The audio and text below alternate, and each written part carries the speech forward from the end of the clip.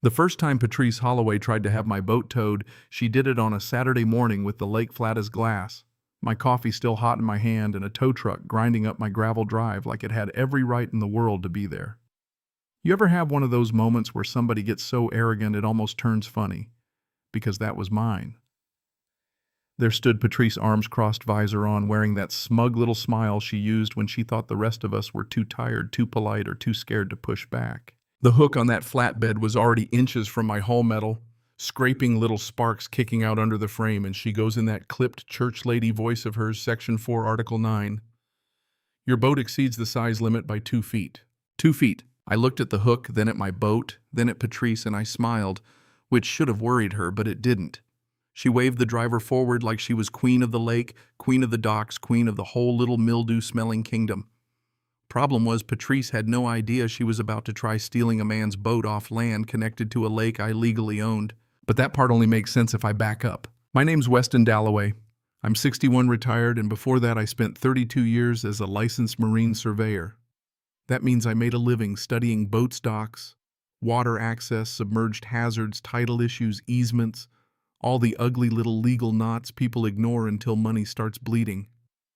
I know water rights the way some men know carburetors, not just the shiny parts, the rusted cursed stuff buried underneath. My wife Marlene and I moved to Garnet Cove in central Tennessee in 2020, right?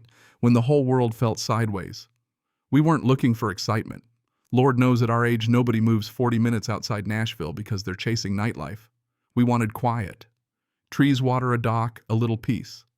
Garnet Cove had 43 homes, one tired clubhouse that always smelled like damp carpet and burnt coffee, and a dark green lake ringed with cypress and cedar.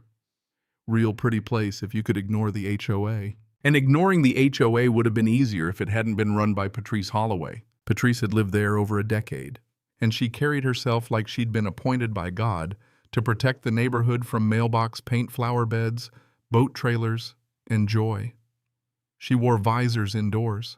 I'm not kidding. She cited community standards the way a preacher quotes scripture, only somehow meaner. And the standards, funny enough, always seemed to land hardest on the people she didn't like. There was Greta, 73 years old, sharp as a tack, who got hit over and over for mailbox color and wind chimes. The wind chimes, for the record, sounded like soft rain on a tin roof. Best sound in the neighborhood. Patrice fined her anyway. There was Douglas with his old pontoon, a young couple named Tamsin and Burke, a widower with a kayak rack. It was always something. She didn't run the HOA like a service. She ran it like a throne. My first run-in with her came maybe 6 weeks after we moved in. I was in the garage, hands greasy, working on my outboard, and I heard that dry crunch of sandals on gravel. I'd come to hate that sound. She stops at the garage opening, looks at my 24-foot boat like it was a dead raccoon, and tells me it may not comply with dimensional guidelines. I said good morning. She didn't say it back. She just quoted the rule. Boats stored on residential lots couldn't exceed 22 feet. Now the bad news was she was right. My boat was too long by 2 feet. The more interesting news was she wasn't enforcing that rule evenly. I drove the neighborhood the next week, slow as a funeral procession, while Marlene took notes. 3 other boats, 2 clearly over the limit. Douglas's pontoon definitely was. No notices, no fines, nothing. So I wrote a polite response asking for written clarification on enforcement. Patrice answered with a formal violation notice and a fine. I paid it. Not because I thought I owed it. I paid it because sometimes the fastest way to get a bully to overplay her hand is to let her think she just won. That same week, I finally sat down with the full deed package from the estate sale on our property. Thick stacked 2 rubber bands around it, the sort of paperwork most people skim until their eyes glaze over. I should have read every page the day we signed. I didn't. I got distracted by retirement and bass fishing and the beautiful stupidity of thinking peace stays peaceful by itself. Then I hit page 54. I remember taking off my glasses, rubbing my eyes, putting them back on, and reading the paragraph again because it sounded insane the first time. Our lot hadn't just come with a dock easement. It came with a separate parcel. That parcel, according to the deed history, was Garnet Lake itself. All 62 acres of it. Now, if you've never dealt with water law, that probably sounds made up. Most folks think lakefront ownership just means you own to the edge. Sometimes you've got use rights, sometimes access rights. Actually owning the lake bed and water parcel as a deeded tract, that's different. Rare but not impossible. In Tennessee, under the right old conditions, it can absolutely happen. So I called a title attorney in Nashville, a woman named Frederica Blount, and brought her every piece of paper I had. She spent 3 days on it. 3 days. Then she called and said very calmly, "Weston, this deed is clean. The lake parcel transferred with your property through the estate." I ran the chain of title all the way back. Nobody challenged it because apparently nobody knew. I said, "So I own the lake." She said, "You own the lake." You ever sit in silence after hearing something so strange and so beautiful your brain needs a minute to catch up? That was me sitting in my truck outside her office, listening to traffic, realizing Patrice Holloway had been acting like sheriff of a body of water she had zero authority over. And it got worse for her. The old owner, Rufford Haynes, had bought that lake back in 1961 before the subdivision was even built. Later on, when the lots were sold off, access easements to the lake were granted, but ownership of the lake stayed with him. Somewhere along the line, neighbors assumed the water belonged to everybody. Then the HOA started managing it. Fishing rules, boat permits, horsepower limits, dock rules, fines. Everybody just accepted it. That's how power works more often than people want to admit. Somebody acts official long enough, starts speaking in paper and penalties, and folks stop asking where the authority came from. Meanwhile, Patrice kept escalating. She fined Marlene over a patch of wildflowers by the mailbox. Wildflowers. Marlene, who spent years as an elementary school principal and can silence a room with one look, stared through the screen door at Patrice like she was deciding whether prison was worth it. I gave Marlene the "let it go for now" look. She gave me the "you better be building something" look. We'd been married long enough to hold full conversations without opening our mouths. I kept paying the fines. Boat flowers, then a third one over an exterior light fixture that was supposedly the wrong kind of warm white. It was warm white. I still had the box. By then we were out nearly $900 and Patrice thought she had me right where she wanted me. What she didn't know was I was documenting everything. I talked to neighbors, quietly. On walks at the general store, standing by mailboxes. Greta showed me her pile of notices. Douglas showed me his. Tamsin and Burke had been getting hammered since they moved in. Alton Briggs, one of the board members, admitted he'd been trying to push back for years and kept getting outvoted. The pattern was ugly. Same kinds of people getting targeted, same selective enforcement, same smug confidence that nobody would go beyond grumbling. Then I found the other piece that blew the whole thing open. At the county courthouse, with the help of a records clerk who deserved sainthood, I pulled the HOA's founding documents from 1974. There, tucked in the language nobody reads, was a clause saying HOA authority over common waterways only existed if those waterways were held in common ownership or formally dedicated to the community by the original developer. Garnet Lake had never been dedicated. Not once, not ever. Which meant the HOA had never had legal authority over the lake. Not the permits, not the fines, not the dock rules, not the access restrictions, none of it. Frederica brought in an HOA attorney, Garrett Umber, and together they estimated the HOA had collected roughly $34,000 in lake-related fines and fees over the prior 12 years alone. Boat permits, dock permits, fishing violations, all of it under false authority. That was the moment the whole thing changed for me. Up to then it was personal. Patrice was bullying us, bullying Greta, bullying Douglas. After that it got bigger. Now it wasn't just petty tyranny. Now it was money paper trails, decades of bluff, and a whole community that had been trained to obey rules that were never real to begin with. So we built this thing slowly. Frederica prepared a quiet title action to formally confirm my ownership in court.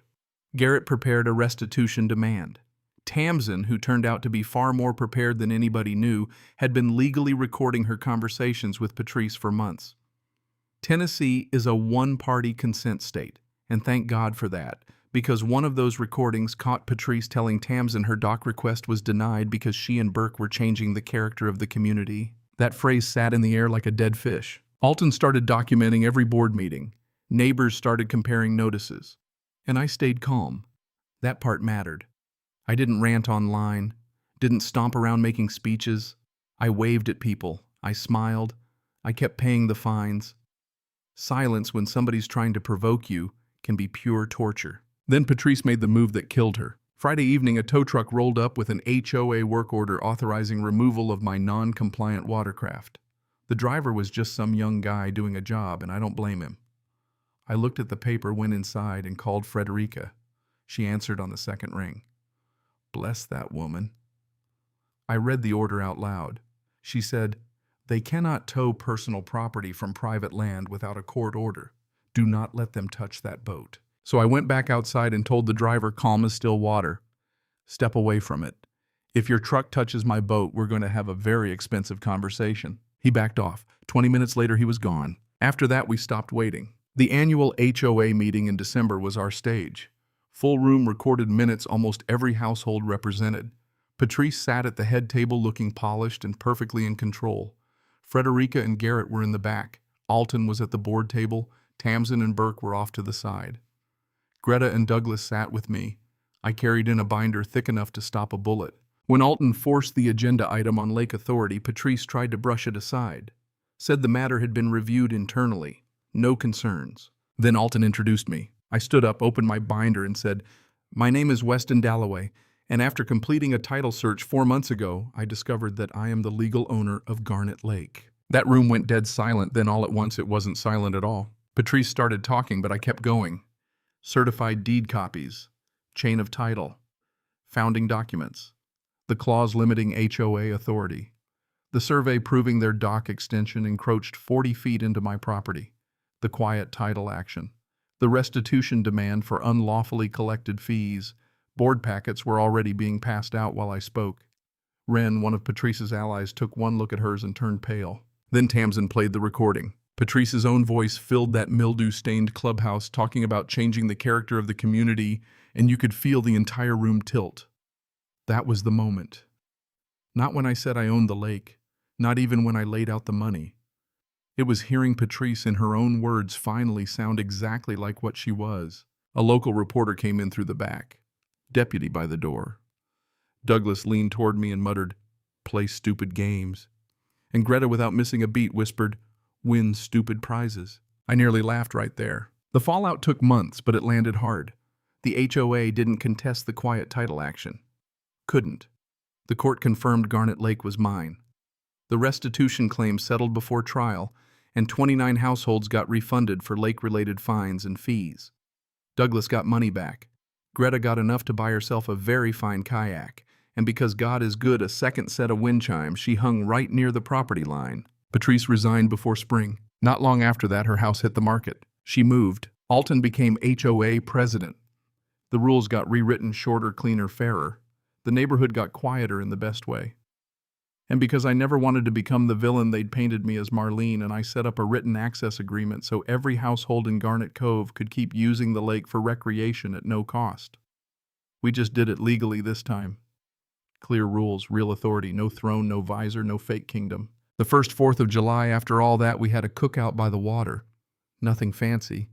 Boats tied off, smoke from the grill, country music bleeding out of a cheap speaker, kids laughing, somebody dropping a hot dog, the whole deal. Greta was there. Douglas was there. Tamsin and Burke brought their baby. The lake went gold in the evening light, and I stood on my dock looking out over 62 acres of water that had nearly become the private playground of one petty woman with a clipboard. And I remember thinking this clear as day. Most bullies don't fall because somebody outshouts them. They fall because sooner or later somebody patient finally reads the paperwork. That's the part people miss. I didn't beat Patrice by being louder. I beat her by being boring, thorough, and stubborn. I kept receipts, I checked deeds. I let her keep reaching and reaching and reaching until she finally stuck her whole arm into the trap. So here's what I want to ask you. When somebody in power keeps pushing, keeps hiding behind rules, keeps counting on people being too worn out to fight back, where do you think the line is between justice and revenge? And if you've ever dealt with an HOA, a landlord, a board, or just one arrogant person who thought nobody would challenge them, tell me what happened. I'd honestly like to hear which side you came down on.